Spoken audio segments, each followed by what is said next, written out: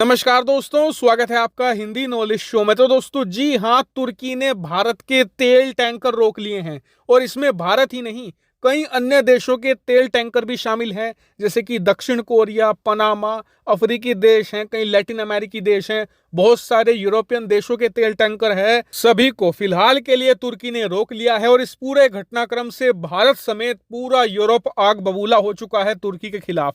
लेकिन तुर्की ये सब कुछ करके हासिल क्या करना चाहता है, उनका मकसद क्या है, सब कुछ मैं आपको बताऊंगा। लेकिन सबसे पहले मैप पर चलते हैं और समझते हैं कि तुर्की ने हमारे जो तेल टैंकर हैं उन्हें कहां रोका है। तो दोस्तों ये रहा हमारा भारत। अगर आप भारत से पश्चिम में चलेंगे तो आपको मिलेंगे अरब देश, और अरब देश पार करके मिलेगा आपको तुर्की। और तुर्की के बारे में एक कहावत आज खूब कही जा रही है कि तुर्की की हालत उस चूहे जैसी है जिसे हल्दी की गांठ मिल गई तो वो पंसारी बन बैठा।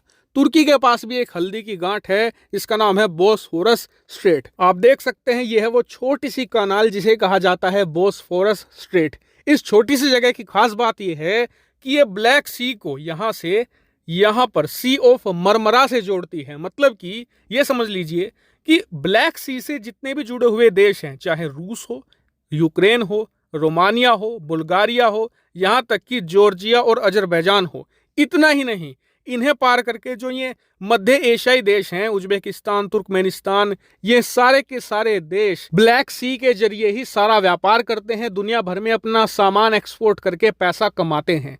और ब्लैक सी निर्भर है पूरी तरीके से तुर्की पर, क्योंकि अगर तुर्की चाहे तो ब्लैक सी का रास्ता यहां से बंद कर सकता है। और इसी वजह से ये पूरा विवाद अब खड़ा हो गया है। दरअसल हुआ ये कि अब से एक हफ्ता पहले तुर्की ने धीरे धीरे करके तमाम देशों के तेल टैंकर बॉस्फोरस स्ट्रेट से जाने नहीं दिए, सबको ब्लैक सी में ही खड़ा करके रखा हुआ है। खासकर कि वो टैंकर जिनका इंश्योरेंस पश्चिमी देशों की कंपनियों ने किया है। दरअसल अगर आप नहीं समझे तो बता दूं कि दुनिया भर में जितने भी तेल ढोने वाले टैंकर होते हैं ना, उनका इंश्योरेंस होना जरूरी होता है। बिना इंश्योरेंस के कोई भी देश अपनी समुद्री सीमा से तेल टैंकर को गुजरने नहीं देता। इंश्योरेंस जरूरी इसलिए होता है क्योंकि तेल टैंकरों में दुर्घटनाएं होती रहती हैं।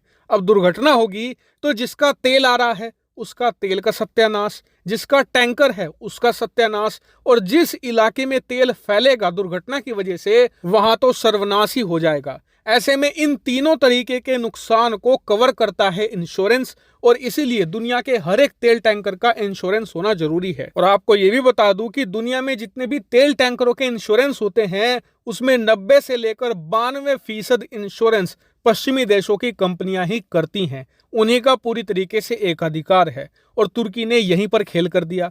तुर्की ने उन तमाम ऑयल टैंकरों को रोक लिया है जिनका इंश्योरेंस पश्चिमी देशों की कंपनियों ने किया है, और तुर्की ये बहाना बना रहा है कि जी हमें और एडिशनल इंफॉर्मेशन चाहिए, कुछ और अन्य इंपॉर्टेंट लेटर चाहिए, उसके बाद ही हम इन्हें रिलीज करेंगे।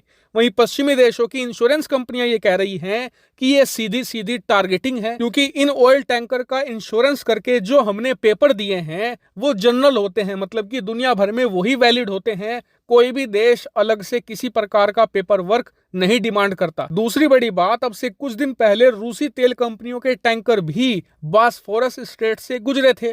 तुर्की ने उन्हें नहीं रोका, जबकि उनके पास भी सेम वही पेपर हैं जो हमारे टैंकरों के पास हैं। ऐसे में ये समझ से परे है कि तुर्की हमारे टैंकरों को क्यों रोक रहा है, और भारत समेत यूरोपियन देश भी इसी बात पर गुस्सा हैं कि आप इन टैंकरों को रोक कैसे सकते हो जबकि आपके पास कोई वैलिड कारण नहीं है।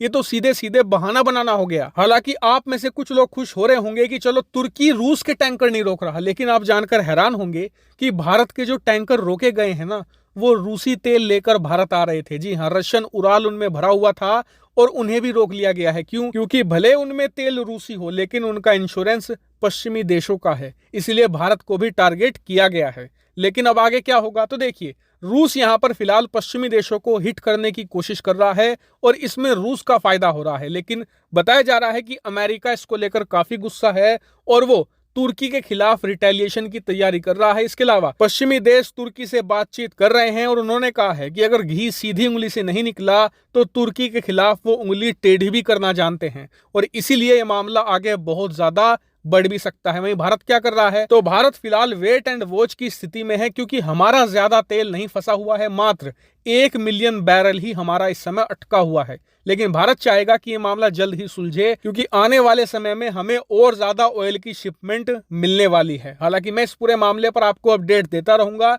फिलहाल इस वीडियो में इतना ही। Thank you very much for watching video.